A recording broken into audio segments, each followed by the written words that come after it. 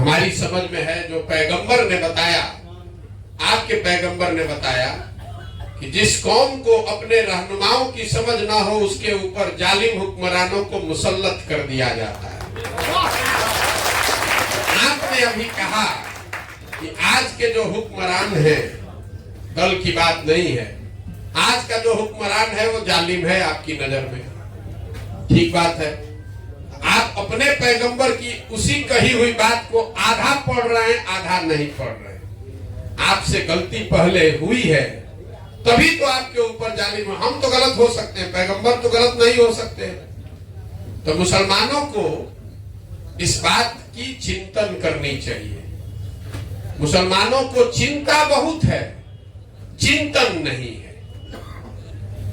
आपने कहा कि हम भाजपा अपनी सुरक्षा के नाम पर वोट देते हैं लालू जी को, लेकिन उसी सुरक्षा के नाम पर जब आप किसी अपराधी को वोट दे देते हैं तो वही अपराधी जाकर हिंदू समाज में भी तो किसी को मारता है, तो हिंदू समाज को भी तो अपने सुरक्षा का उतना ही हक है, इसीलिए वो भाजपा को वोट देता है।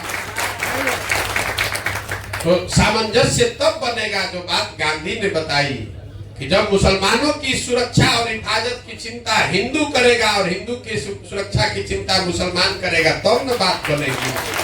अभी तो आप अपनी सुरक्षा में लगे हुए कि कोई बन जाए, भाजपा नहीं बने, चाहे वो क्रिमिनल बन जाए।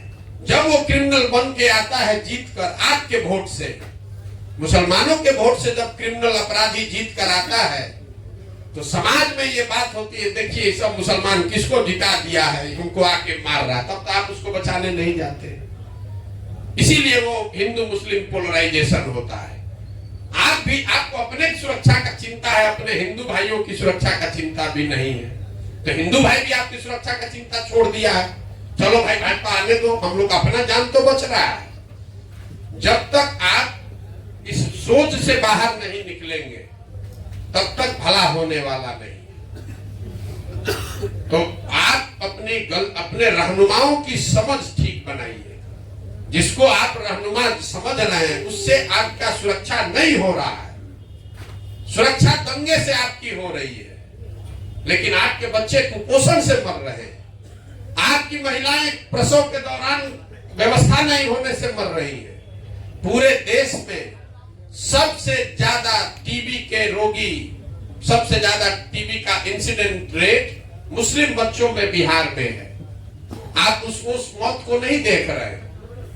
दंगे में 10 आदमी मरता है, पिछले 40 वर्ष में कितने लोग स्वास्थ्य व्यवस्था के अभाव में मर गए वो आप नहीं देख रहे।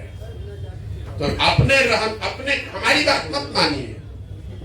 अपने कौम में जो बात बताई गई है, मुसलमानों की दुर्दशा इसलिए नहीं है कि आप लालू को वोट देते हैं कि कांग्रेस को वोट देते हैं।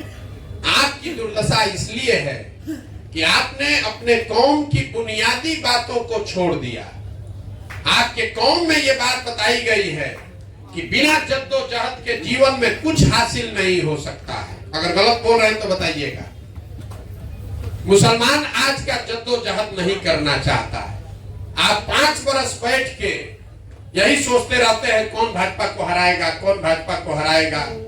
चुनाव में जो भाजपा को हराता हुआ दिखे, चाहे वो अपराधी हो, अच्छा हो, खराब हो, आप उसको वोट देने को, उसको समर्थन देने को तैयार है, उसको अपना रहनुमा मानने को तैयार है। तो जब आप जद्दोजहद के लिए तैयार नहीं है, संघर्ष नहीं करना चाहते, अपने बच्चों के लिए खड़ा नहीं होना चाहते, तो आपके बच्चों का भला होगा कैसे?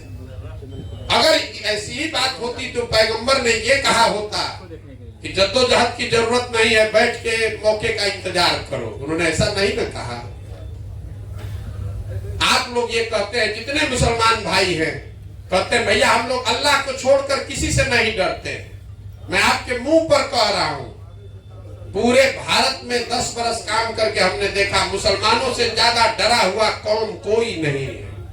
आपको भाजपा का इतना डर है कि आप किसी उस डर को दिमाग से निकालिएगा, आधी समस्या उसी दिन खत्म हो जाएगी।